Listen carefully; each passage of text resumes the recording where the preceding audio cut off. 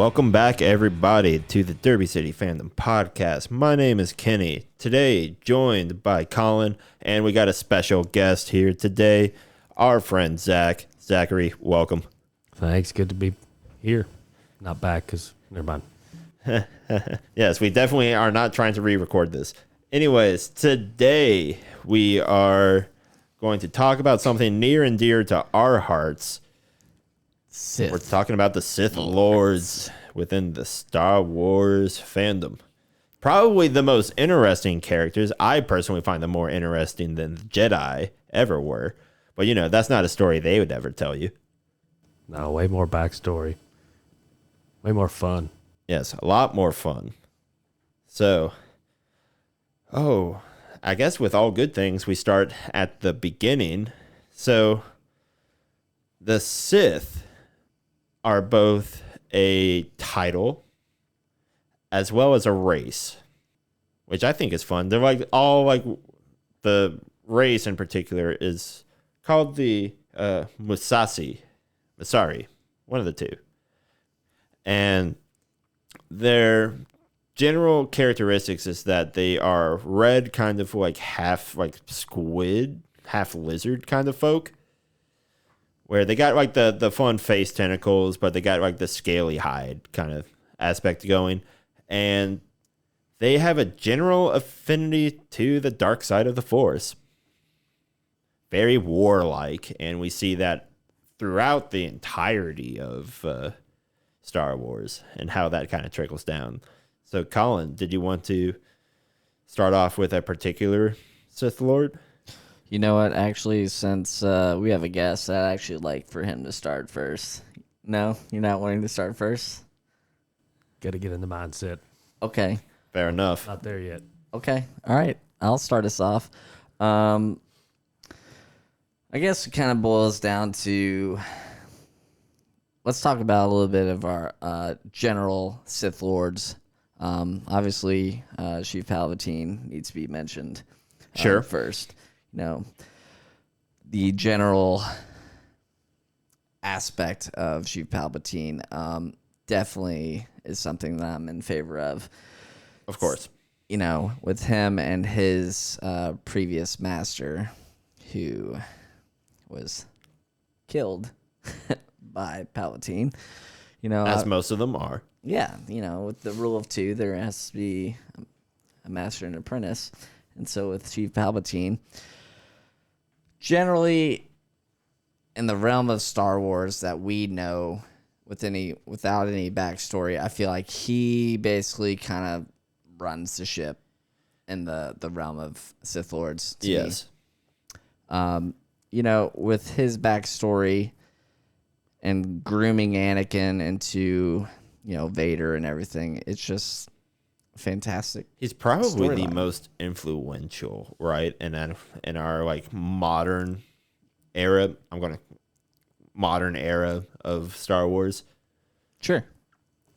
Yeah, I think the fact that he had ties on all sides at all times and he had every card in the deck in his hand to disposal. Yep. I mean, you kind of have to if you're going to play both sides, Yes. multiple sides, not only for the Republic, but also for the Sith Yes. and everything you're going to have a hand in.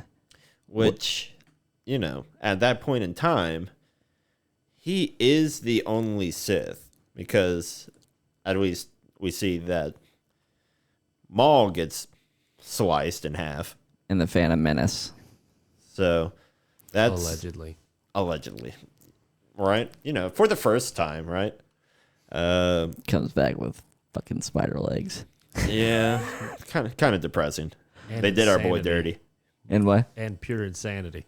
Yeah. Kind of Yeah. made it more fun, I think. Yeah, you go watch the animated Clone Wars stuff where they bring him back, where he's freaking out about Anakin being like, you know, the chosen one for the dark side as opposed to the light side. It's just like, you guys are all wrong and you're making a horrible mistake. We don't care. Slice. I mean, look at it like this. All right, so Palpatine had many Padawans, I guess, Sure. Yes, he did. if you will.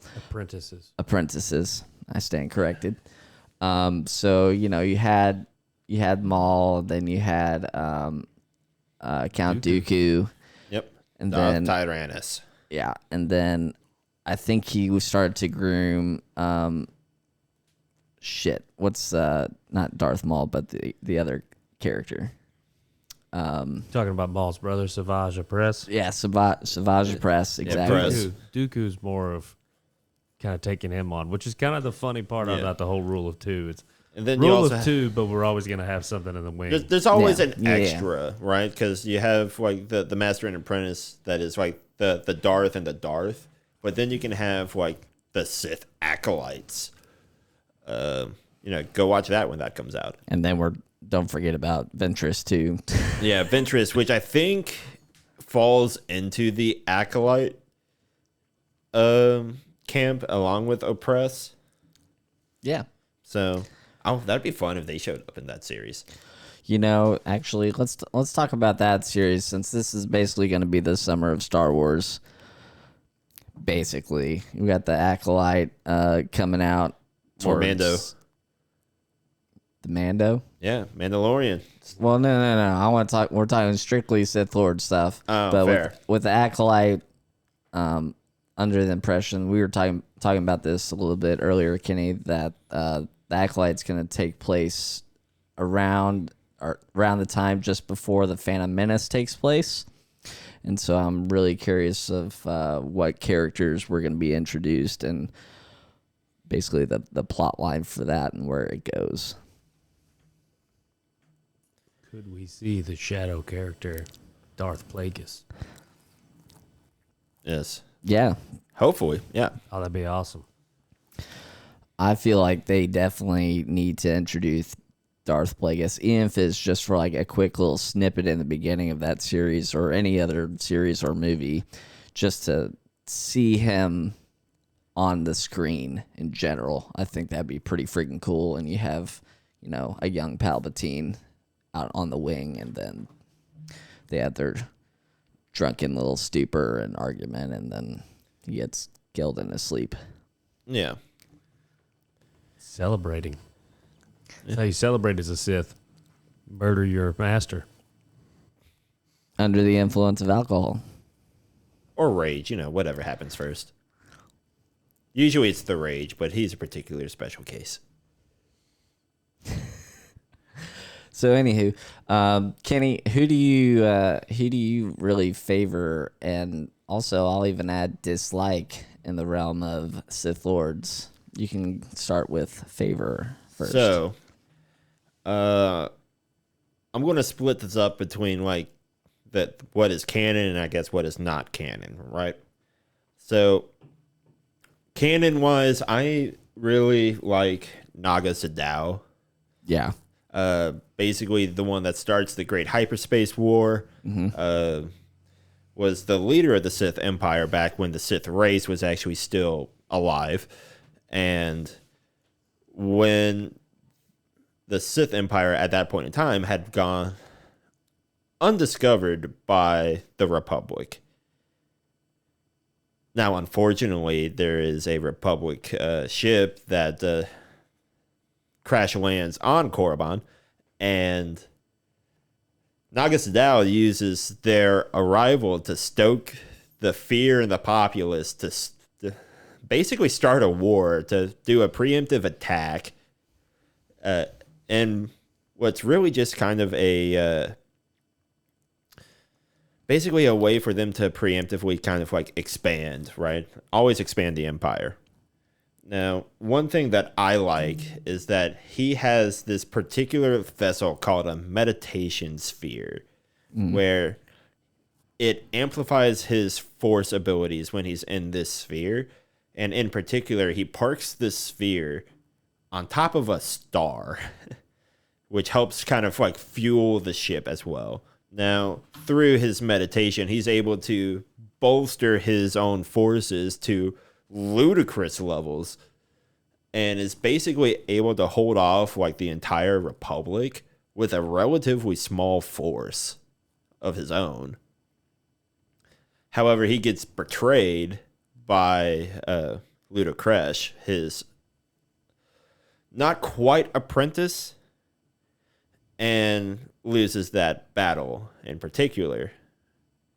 However, as a you didn't win, fuck you, he detonates the star and books it. Which I think is peak kind of villainous Star Wars petty.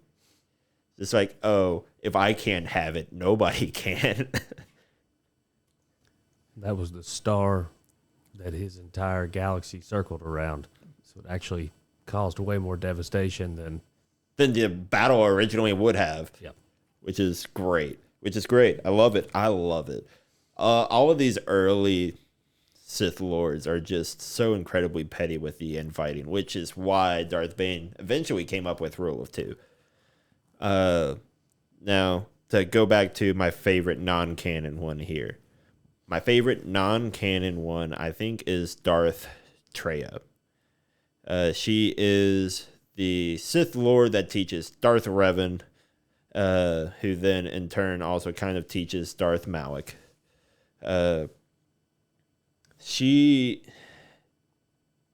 gets her Force ability removed from her through special means through the dark side with 3 other Sith Lords that we see in the Knights of the Old Republic video game line.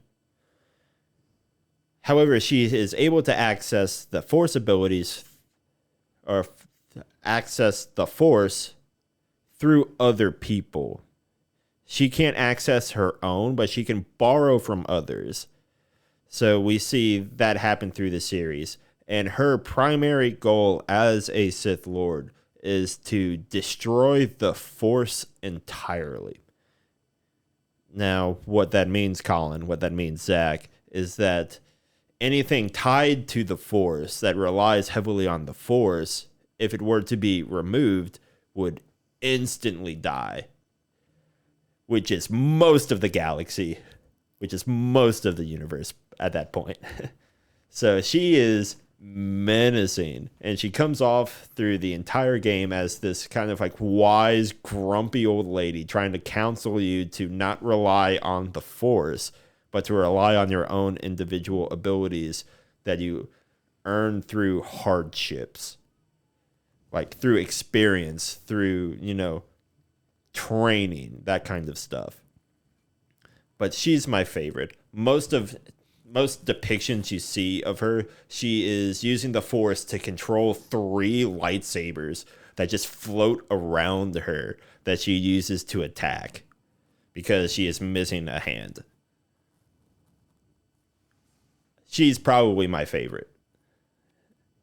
I could see just by the facial reaction you're giving right now. You have this. She's so fun to talk about. Yeah, no, I get that. Who do you dislike? Who's your least favorite Sith Lord? My least favorite Sith Lord. Well, shoot, I guess my least favorite is the one that I know, I guess, the least about, and that really does just kind of fall down to like Plagueis, the Wise. Internet memes aside, I don't really know much about him. He hasn't really served that much purpose, but hopefully that's what the Acolyte will fix. Interesting. Okay. it is interesting because he's probably my favorite. Okay. All right, Zach, jump in. I don't know if you read the book, but the book does him a lot of justice. Okay. I have not read the book. He's pretty much the reason why Sheev Palpatine is as powerful as he is and why he's so interested in the cloning. Plagueis figured out a way to transfer midichlorians from himself into other things or from other things into inanimate objects and dead things to bring them back to life. And he also figured out he was working on transferring himself to other, creatures, Sure. is the best way to say it. Mm-hmm. And I don't know, there's so many times in the book where you read that he has pretty much saves Palpatine's ass. and he is the brainstorm behind the entire operation that Palpatine gets 100% of the credit for. Because he was a member, I don't know if he's really a member of the banking clan, but he's definitely of the race and had all the connections. And Yeah, I think he had like the mob boss kind of connection mentality. He was of that race, and I mean, how he got the money, and he come up with the idea of funding both sides and pinning them against each other, and then the clone army was his idea. Every aspect, every step of the way was all his idea, and Palpatine was just following along, basically. Sure. I don't know. I like the brains of the operation behind it. That's fair. That's fair. I've forgotten more than what I remembered about him a while ago. That's all good. I mean, I say that, I have like my favorites. I think it goes without saying, though, that Darth Vader can't be like really fucked with in the regards of where he is just in the line of like favorites, right? Like he's always in the top somewhere. I mean, for those that are, not necessarily familiar with the origin of any of the Sith Lords and what's portrayed on screen, you're obviously going to have your favorite on-screen Sith Lords. Mm-hmm. But for those that know more backstory, there's obviously going to be those fans that, like, okay, off-screen, this actually is the better Sith Lord. Sure. If you talk about Raven or you talk about anybody else, really. Yeah. Kellic Dromo, you got so many other fun names. Or like Bane, like we were talking about earlier with Bane, creation the of classic Rule one. 2. Arguably one of the more important ones just because of the Rule 2, right? Right, exactly. So, Zach, you kind of talked about Plagueis being your favorite, essentially. Who do you dislike, or, in other words, not know much about? Who'd you like to get to know more about, even? Don't know enough about Bane, but I think my least favorite. Well, I don't know if I have a least favorite. I think my wasn't used well enough was Maul for me. I know he's never really technically a Sith Lord, but he is. He's a Darth, He is though. a Darth. He's earned that title. Obviously we had to come up with the Clone Wars series. You had to come up with the Rebels series. Sure, yeah. And add another season to the Clone Wars. Mm-hmm. And thankfully they tapped into his potential and, carried his storyline further. But just to introduce him halfway into a movie and then kill him within 30 minutes, and he is such a badass. Yeah. Like, the only person that just Did all truly his own stunts. just truly just hateful. He just hates every. Damn it, Kenny. Dropping all kinds of things, man. It's a mess. Pay no mind. Continue. And the fact that, I don't know, I just feel like they should have, he has so much untapped potential with him, and they should have gone so much further with him in the movies, because they do carry on with him in the shows, but that's only us true fans who actually watched them.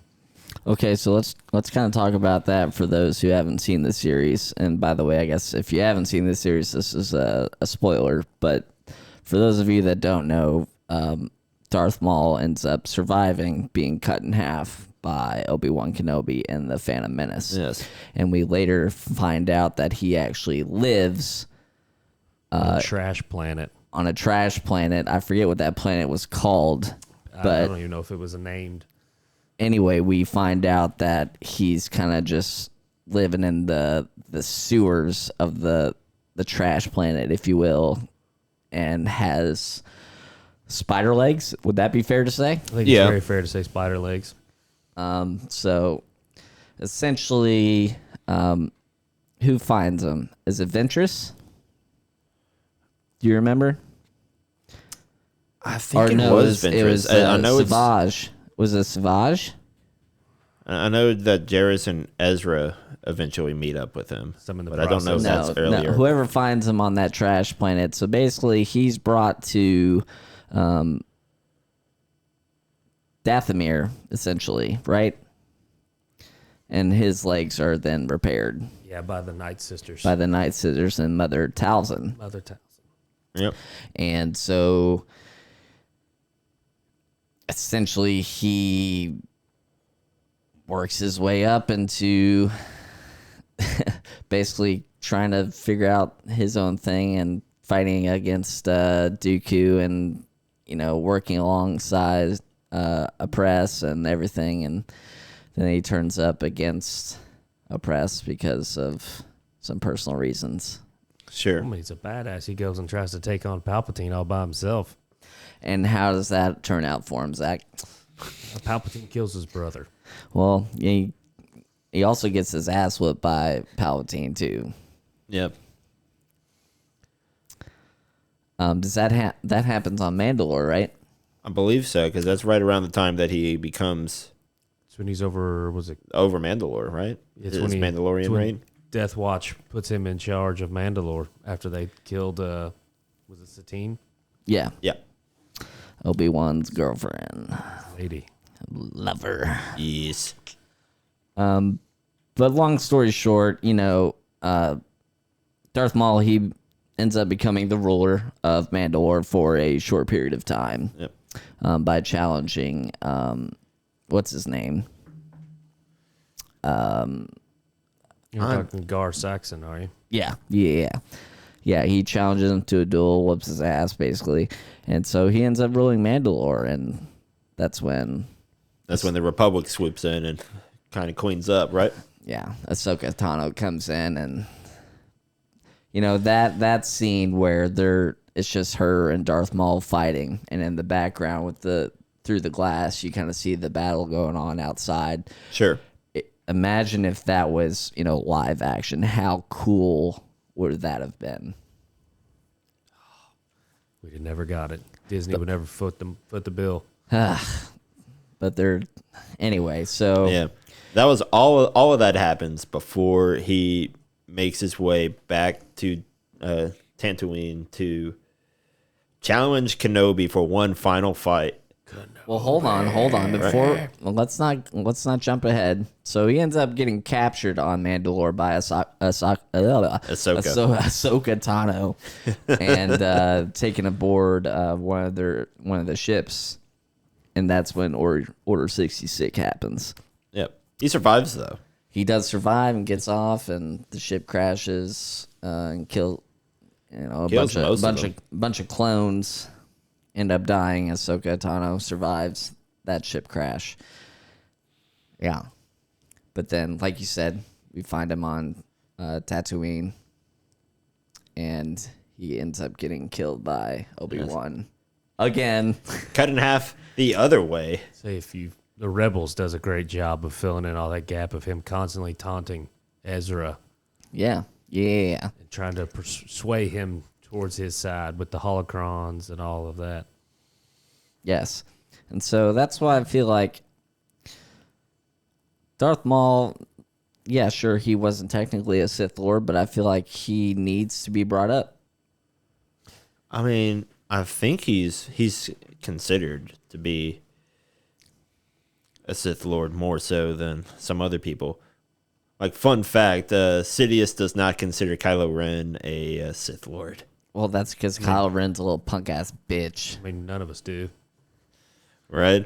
But it's the particular line in general that, Kylo Ren is no Sith Lord, but his helmet was designed to emulate his ancestor, being Darth Vader, which I think is, a tie back to, the Skywalker / Solo lines are just crazy. All of them. Just nuts. So for me, since we're on the route of talking about favorites, Sure. obviously we've already mentioned Darth Vader and Maul and Palpatine and a bunch of other guys. But for me, I feel like Bane is going to be my favorite. Okay. And also at the same time, I don't know enough about him as well. I know somewhat of Darth Bane, but I would very much like to learn more. Sure. Everybody knows the rule of two. Right. That's his And big so, credit. I made a few notes. Darth Bane, aka Dessel, born on Apprentices, sole survivor of Brotherhood of Darkness, destroyed by Jedi Order way before Clone Wars. Created the rule of two. His lightsaber skills were like obviously phenomenal. I don't think anybody could really defeat him with that. And he was able to cast electric bolts so strong his opponents would pretty much die instantly upon contact. He's one of the first ones actually to do that because Force lightning is such a high level technique that you're harnessing like a force of nature, being electricity, to basically kill people on the spot. Yeah.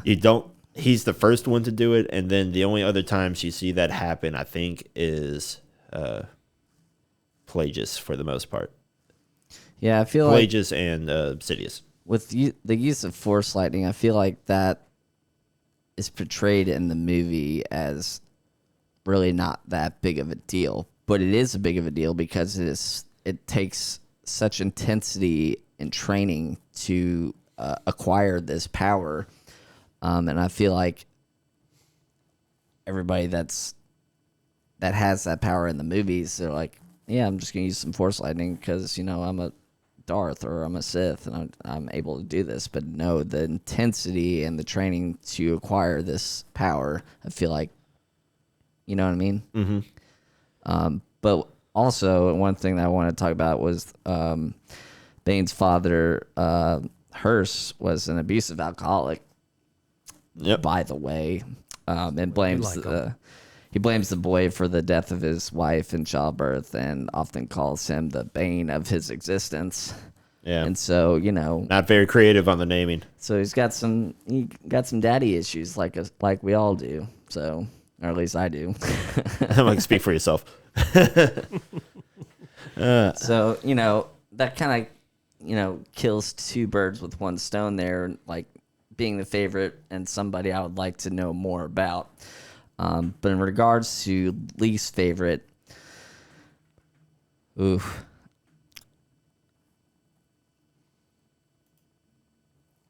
I kind of want to go with Ventress, honestly. Now, I'm not hating on her because she's actually a total badass, but at the same time, she kind of sucks, in my opinion. Zach, you're looking at me like you disagree. No, actually, I do agree. I was trying to think of why, though. I don't know if I just don't like her or if there's actually reasons. So let me kind of go on a run here that kind of will and will not make sense. So Ventress, to me, has basically been, how do I put this? She starts off as a badass individual, and she kind of does her own thing, and long story short, she didn't follow the Sith route, if you will, and basically joins Ahsoka to help her do her thing. And so she kind of, I don't know. I don't like her storyline. She had potential for a great storyline, but then it lost me, and I don't know. I kind of always just saw her as a watered down Darth Maul because she had the same kind of situation. She was taken in by Dooku. He decided she wasn't worth a shit, so he dropped her. And she took on that whole just wanted to watch the world burn kind of mentality, and then decided to help Ahsoka along with it and see if that could further her cause. So she had such potential, especially with the Night Sisters and Mother Talzin. Yeah. The Night Sister, I think, are really cool. I think that's really... Oh, yeah. Like witchcraft and like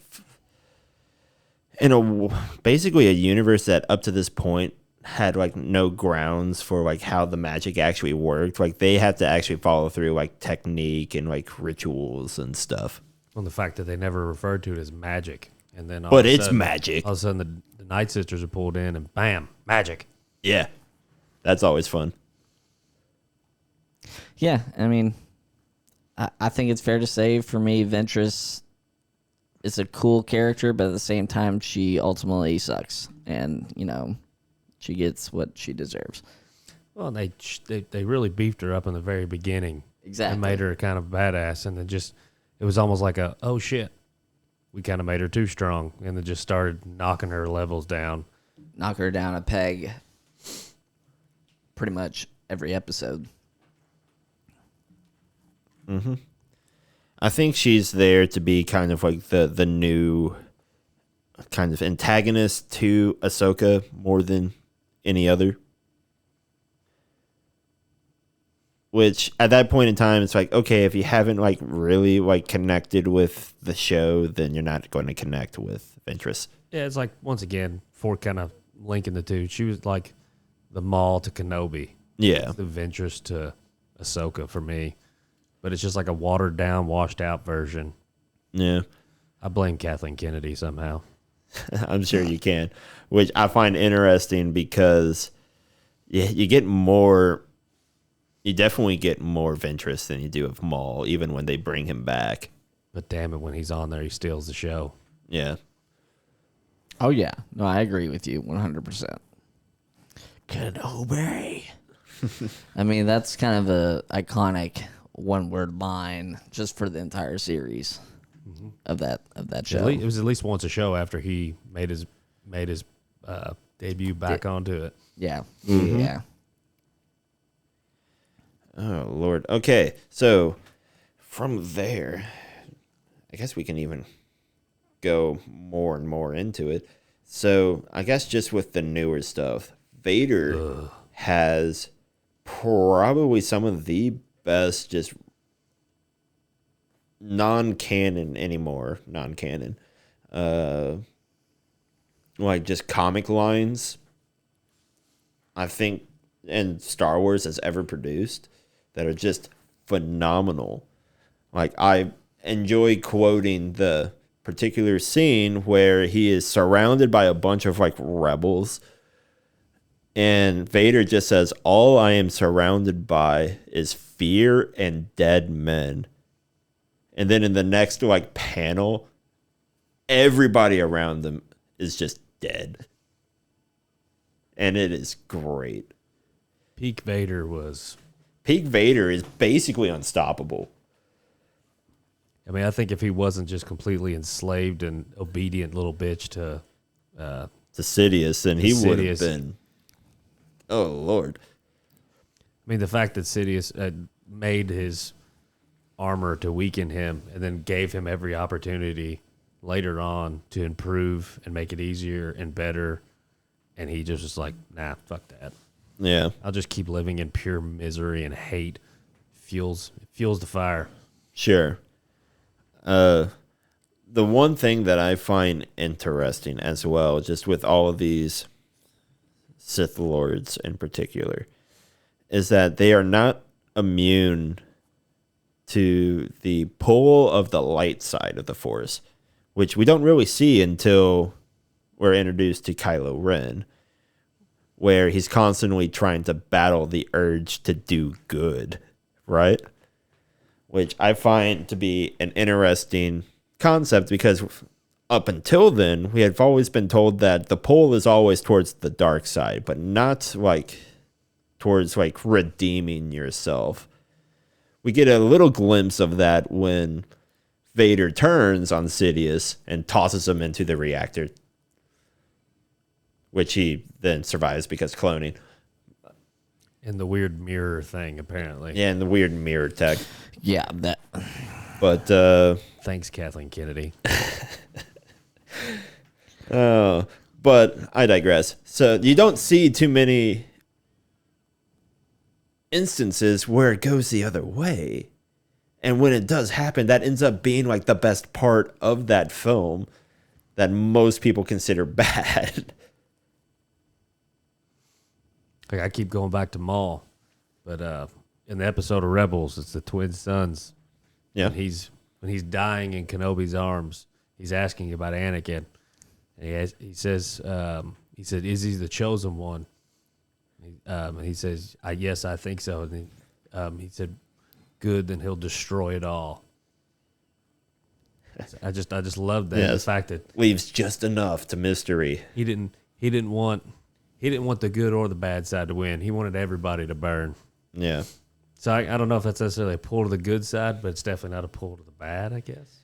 That's more of a, I'm just glad that I don't have to deal with this anymore kind of take, I think.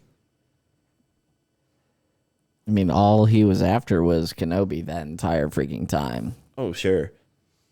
Since the Phantom Menace. That's all he wanted. Well, yeah, I mean, if you get cut in half and dropped down a pit, I think you'd be pretty upset. Well, I think he also really wanted Sidious's head.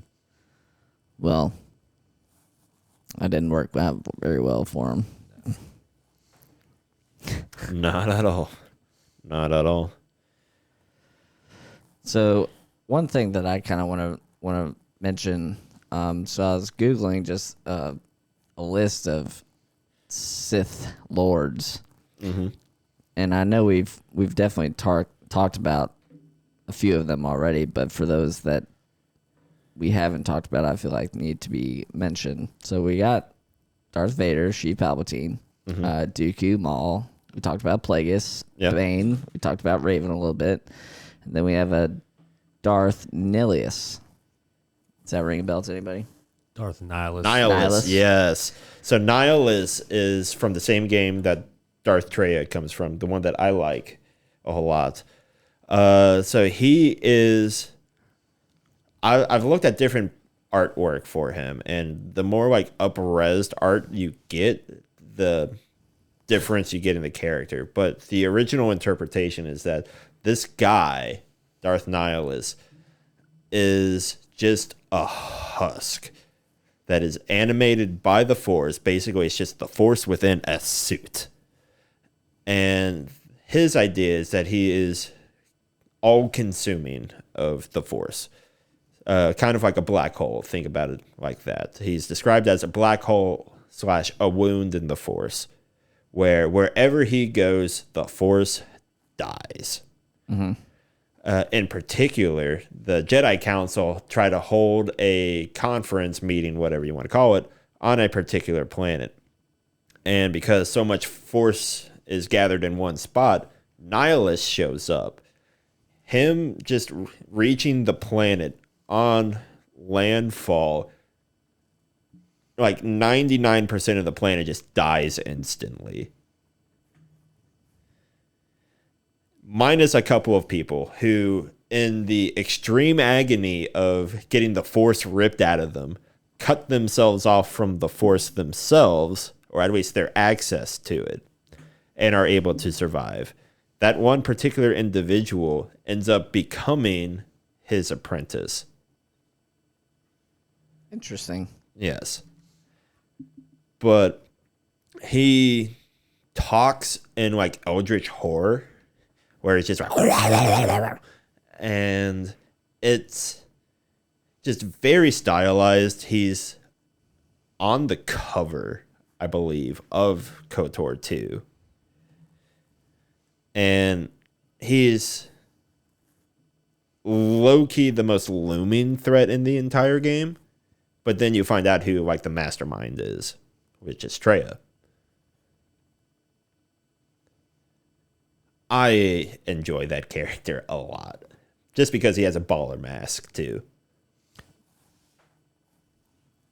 One thing that I'm surprised we didn't mention prior to this was Snoke. Snoke. And An interesting design that I feel like failed on So many execution. so I'm under the impression. Well, let me start over. I'm like you guys. Snoke, I couldn't give a fuck less about.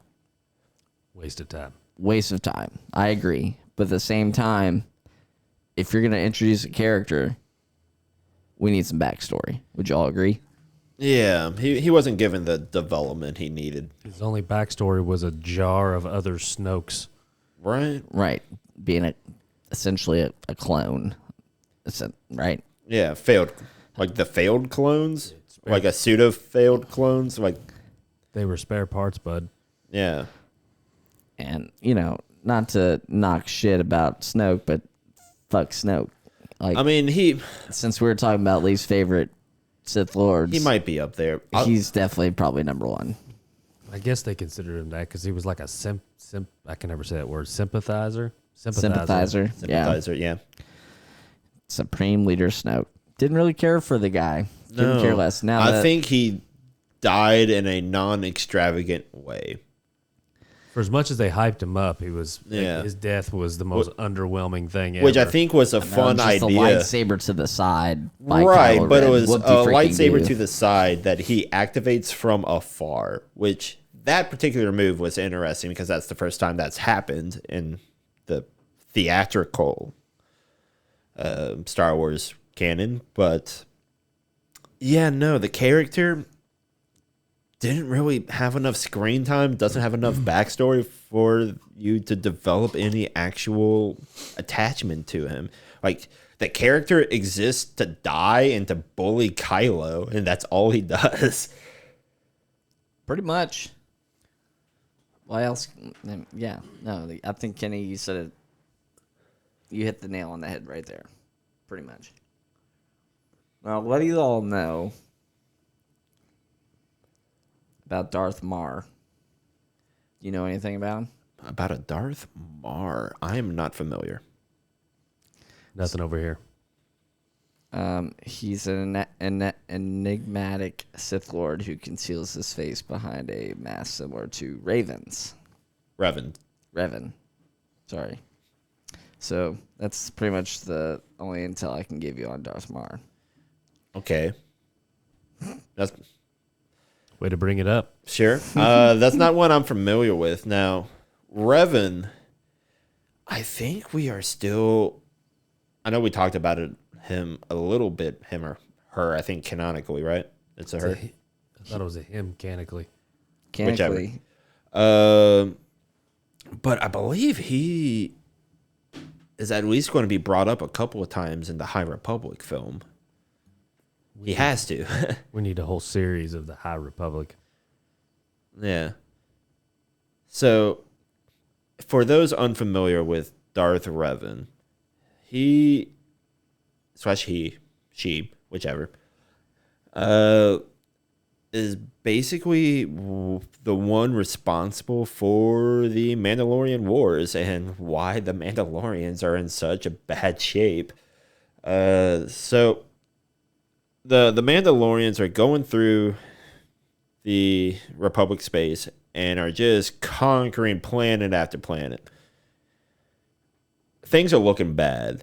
And the Jedi are trying to hold off to try to find like a diplomatic solution to it. But Revan is not on board with this idea.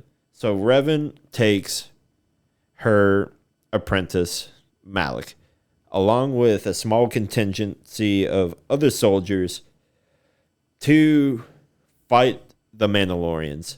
And they kick their ass. They blow up Malachor, which basically ends the war and kills any hope of the Mandalorians ever becoming an empire again to the same strength that they were at. Now, was that when he was a Jedi? This was when he was still a Jedi, but right when this happens, he goes Sith. But at least in the game lore, if this follows over to actual canon, I would love it. But the council captures Revan and erases his memory and allows him to be retrained as a Jedi. Because that sounds like a great idea, right? Like having the most powerful person that was against you back on your side. Depending on how you want to play the game, you can either choose to go full evil again, or you can go, full blue. That's boring. It's boring. Casting lightning is always more fun. Oh, yeah. I'd definitely rather kill younglings. Yes. Even the sand women and children. Builds character. Not builds just the character. men. So I did a little Google search here. Oh, yeah? Just to see where Revan and Darth Vader similarities, like Sure, if they were ever yeah. to fight, that kind of thing. And so Google told me, as impressive as Vader's battle tactics might be, if he and Revan make a stand with comparable armies, Revan is likely to be victorious. Yeah. So the point will go to Revan. Yeah, I just so think that's- I do know why that is. So Revan is more supportive of the people that is under his employ. He immediately affects the choices and the abilities of those around him. While Vader is very good as a solo individual, he himself can bring down starships out of the space around a planet. Revan is able to inspire the army around him to do better and be better. So Revan can take a losing battle and make it a triumphant victory. Sure. While Vader is just able to, like, I am going to, like, wipe out this entire squadron by myself, but everybody else around me is incompetent. By comparison, at least. That sounds about right. Yeah. One of the big draws for Revan in particular, especially in the games and in his ensuing lore, is that he is able to turn so many people to the dark side. So many people to the dark side that basically the Jedi Council is reduced to like 4 people and like stragglers. Like the Jedi are down bad in the Old Republic because of Revan. I mean, Malik was his apprentice, and how easily he pulled him over Yeah.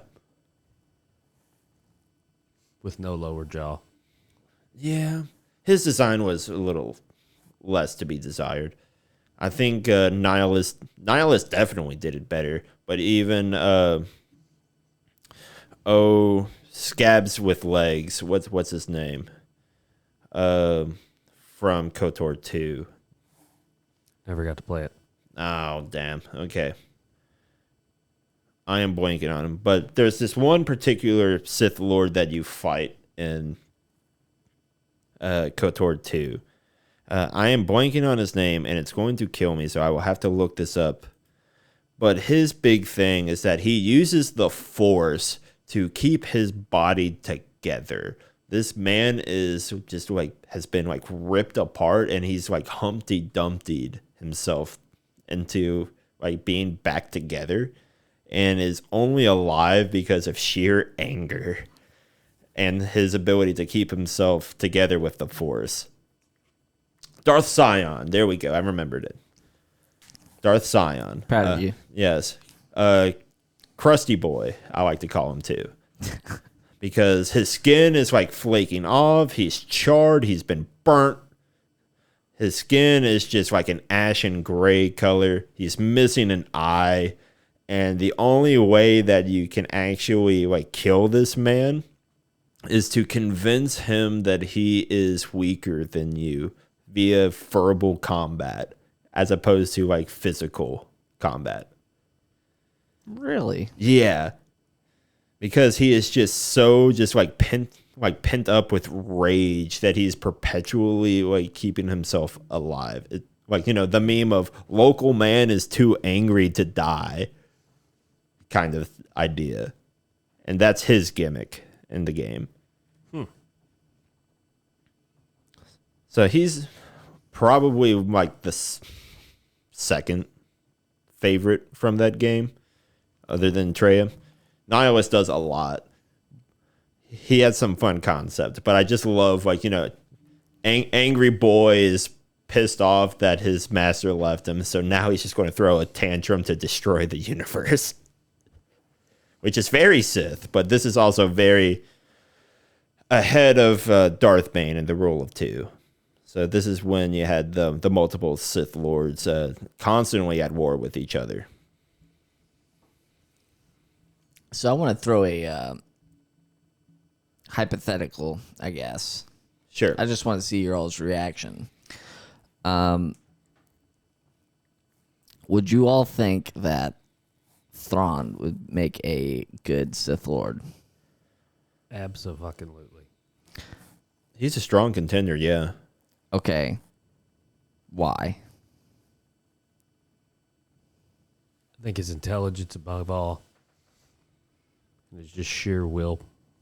sheer willpower and intelligence and using. I mean, he in the Rebel show, you really see. First off, he's like the only person that actually makes the connection that just based off of how he fought, he was able to connect the dots that Anakin and Vader were the same person, where no one else could. And just like kind of like the Superman takes his glasses off and he's no longer Clark Kent, he's Superman. And oh God, who is that? Yeah. And the whole time he sees Vader, and every time Vader does something, he's over there just kind of like standing in the corner with his arms folded, rolling his eyes. Like he despised. I think he despised Vader. Interesting point of view. What about you, Kenny?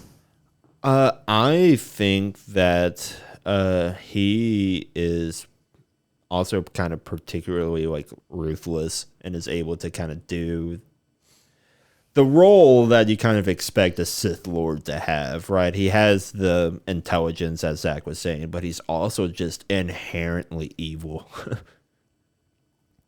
So, one thing that Thrawn has going for him, and I agree with you, he's very intelligent and very skilled in war tactics. But one thing that I feel like that may or may not be missed, that people kind of really just skim over, don't really realize, that he uses whatever planet he's on, he uses their culture and, materials that they have, like masks or shields, basically their culture, you know what I'm saying, against them. Does that make sense? Sure. Because he kind of does that with Harrison Dula and that little, was he take that little... Was it the rattle or something? I think it was. He steals from her? Yeah. And it like damn near drives her insane. Exactly. So he uses things like that against them, and using, like war mask and a bunch of other stuff. Like in his little office on his ship, he has a bunch of memorabilia of all kinds of cultures. And I feel like that is something that's not really addressed, and it should be addressed. And so that's why I wanted to ask you all that question is, would he make a good Sith Lord? And I agree with y'all, he would, because he has all these advantages and knowledge and intelligence to use against these people. Yeah. And I'm pretty sure, from what I remember, he can hold his own. Oh, yeah. Now, his only downfall was going up against Ezra Bridger and then going into hyperspace with the Purgles. Yeah. The old space whale. The old space whale. Good old space Gotta watch whale, out for them space whales. which we are later introduced into The Mandalorian. So, obviously, It's fun to see the space whales come back. Yeah, I was pretty excited when I saw it. I was kind of hoping that might head towards something else. Yeah. And then you saw Zeb. And we did see Zeb in this latest episode. But that's a whole different podcast. So stay tuned for that, y'all. Yes. But other than that, is it fair that we want to close this out? Y'all have any closing thoughts? I mean, we can. Do we want to talk about any of like the other like fun like stories like with the Sith? Sure. I know that You can do whatever you want, buddy. let's see. I'm trying to remember who it was in particular. I believe it was Ulick Kellick Dromo, who basically goes back and forth between going Sith to repenting after realizing that he killed his brother and all this. But the ancient Sith are very intriguing, I guess, just as a concept, because it's a very like ritual war like society where they have Keldromo fight like a Sith worm, basically a giant like trimmer like worm graboid thing that is like oriented to like the dark side of the Force, and he has to kill that because it's trying to kill him and it's like a one-on-one combat, but in doing so he has to basically channel the dark side of the Force to survive. And that's kind of how he falls. Like the different ways that people fall to the dark side, I think is very creative, especially in the case of the Sith Lords. a lot of times it's because abusive family kind of spurs the hatred and the revenge. You then have other cases where, like with Sidious and Anakin, like with, I guess it would be Snoke and Kylo, you have just people being groomed into the position of power. Being like, okay, in theory, you're supposed to be the chosen one, Anakin Skywalker. I'm going to have you, though, be on my side. And we'll try to have that work out. And I'm going to teach you the ways the best I can, while also being kind of an asshole to you. Like, constantly shocking you with lightning and making you like feel pain and agony. That's how you make somebody stronger. Oh, yeah. Through adversity, everybody becomes stronger, right? Mm-hmm. But was Anakin really the chosen one? I mean, technically, no. Right?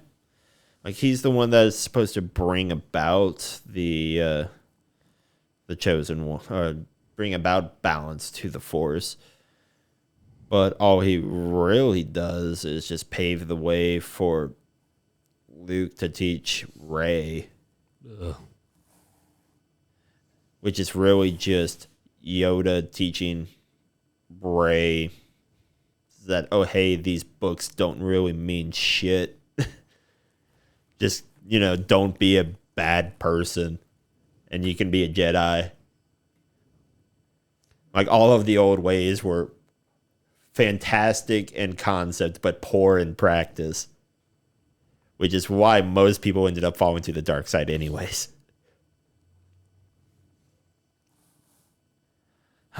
Colin, do you have any closing thoughts? No, that pretty much sums it up all for me. Good deal. So what are we kind of, I guess, expecting then out of like Acolytes, out of anything else moving forward? Do we think we're going to have any fun Sith involvement with The Mandalorian? Sith involvement? No. Don't think so. Okay. I mean, I guess it depends on what you consider Thrawn. I guess, yeah. I feel like the Mandalorian's setting up for the Ahsoka show, which is heading down the path towards Thrawn, I believe. And I don't know if the Mandalorian's trying to set up. I think it's almost kind of like trying to almost backpedal away from the whole Sith and Jedi and trying to tell other stories of it. Yeah. It's almost kind of how it feels, at least, just with a little bit of subtlety with, Grogu and Sure. going through the cloning. So, granted, the Force is like the staple aspect of like the part of the fantasy of Star Wars, aside from it being like outer space and the aliens and whatnot. Do you think that we're now starting to focus on more of the everyday within Star Wars? It's kind of where I think the Mandalorian, like the Book of Boba Fett's definitely heading in that direction. Although they really need to find a better direction for the Book of Boba Fett, or instead of having it be Mandalorian 2.0. Yeah, because it's just going to kind of keep sucking if they don't. Yeah, that's fair. But we do have the Skeleton Crew, and like we mentioned before, Acolyte coming out this year. Should be fun. I'm definitely more intrigued on the Acolyte more so than the Skeleton Crew. Now, I'm sure they'll both... What is the Skeleton Crew? I guess I'm behind on that.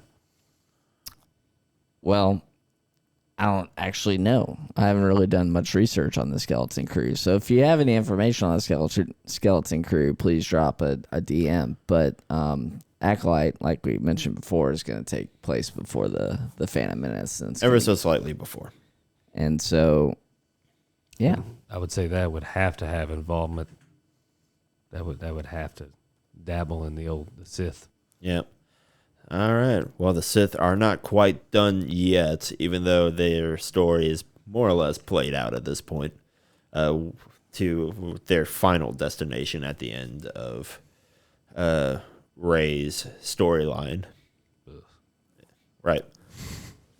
Oh man, such a disappointing set of events. Anyways, I want to thank everybody for listening to the Derby City Fandom podcast. Zachary, thank you for dropping by. We appreciate it as always. Yeah, it was an absolute blast, man. I love being here.